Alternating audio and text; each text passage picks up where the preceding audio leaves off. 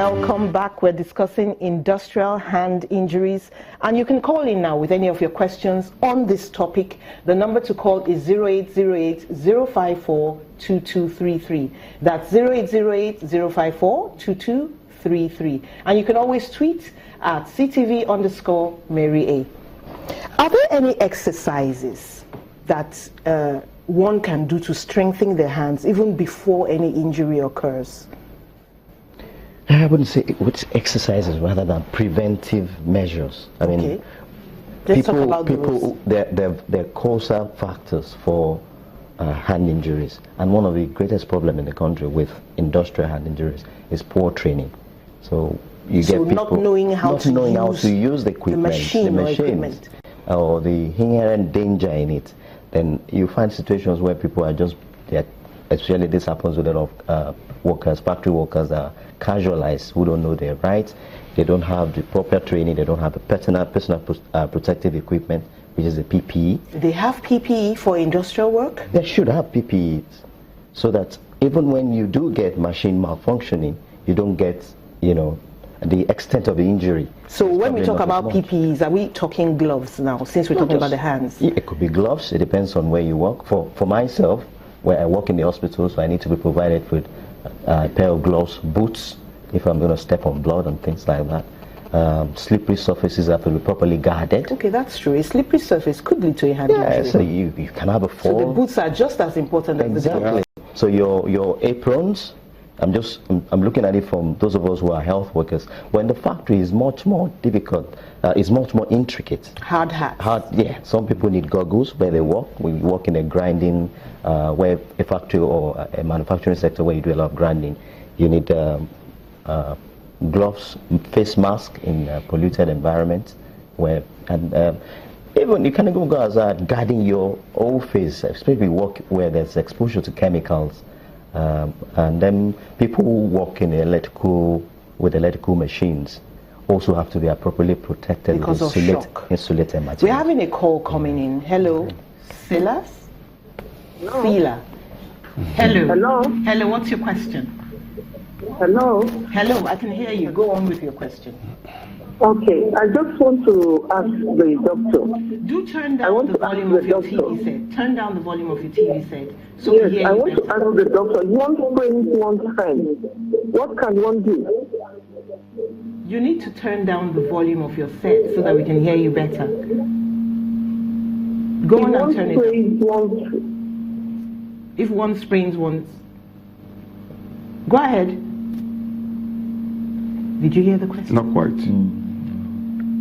I think we've lost that person. Do try again, but when you want to call, turn down the volume of your TV set so that we can hear you here properly, and then we can go ahead and answer your question.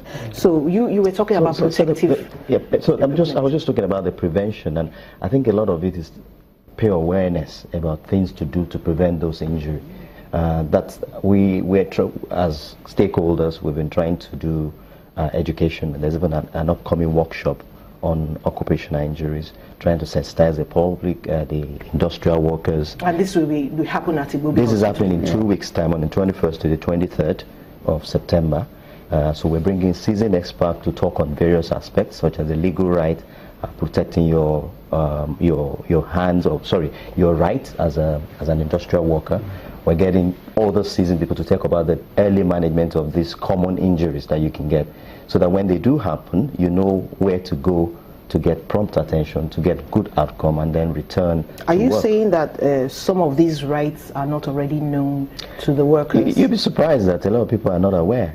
I mean, even professionals, We have Obinna on the line. Hello, Obinna. Are you there, Obinna? Yes, I'm there. Obinna, your TV set, the volume on your TV set is too high. Could you turn it down? Yes.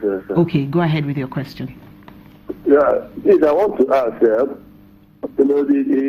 the factory workers, because they are the ones mostly suffering of this hand disease and hand cuts in the machine injuries. So, and I believe our government should be doing something about all this whole thing, because all these foreigners because most factories are owned by foreigners, and Nigerians who are managing it with them will sell their fellow Nigerians to those foreigners, telling them that they want nothing, they don't value anything, so they can be used anyhow, they can be treated anyhow they want. Thank you very much, Obinna.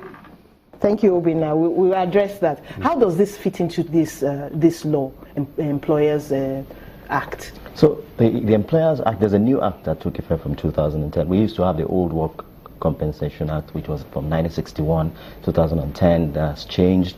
The government now makes it's compulsory for you to work with the NSITF, which is the National Social Insurance Trust Fund. We're also getting them to come to the workshop to give sort of enlightenment so that they can tell. He spoke specifically of cuts. Yeah. So it looks like perhaps they don't get gloves to work, and they have these sharp machines that cut their fingers. Exactly.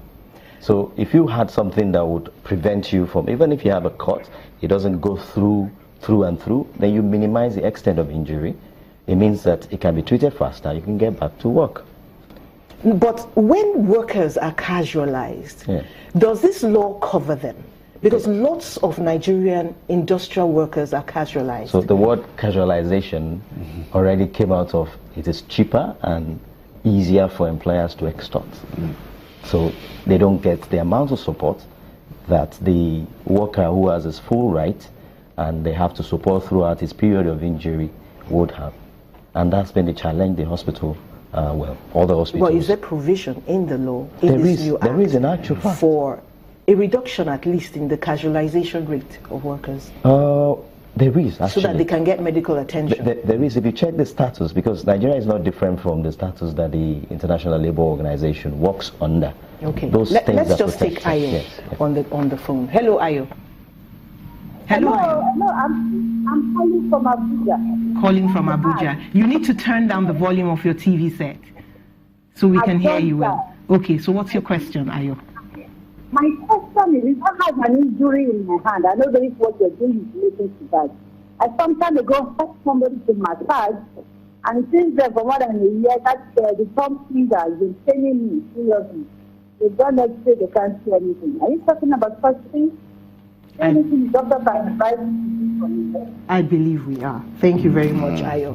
Okay. So, she's still having pain. She said she had an injury, and up until now, she has a deformity in her hand that is persisting. I think she just needs to be properly evaluated. First and foremost, I don't know the level of care she had been issued. But like I said, if the level of care is not good enough, it will leave you with a deformity, which is much more difficult to correct than if the patient were treated by the expert at the first If there's a deformity, yes. The bones fuse back, right? Yes, but they can fuse back in the wrong position.